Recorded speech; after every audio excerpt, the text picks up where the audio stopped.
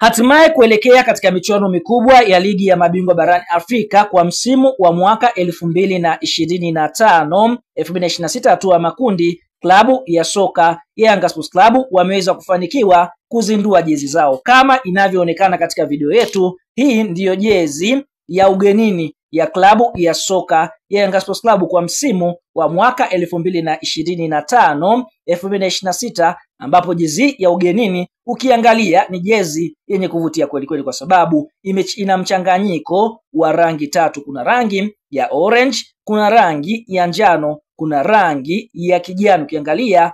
kifuani hapa kuna njano fulani hivi ambayo inavutia, lakini kwa upande mwingine kuna ufito wa kijani ambao umeweza kutenganisha na ile rangi ya orange, ambayo kwa upande mwingine rangi ya orange sote tunafahamu ni rangi ambayo ipo katika michirizi katika jezi ya klabu ya soka ya Yanga ya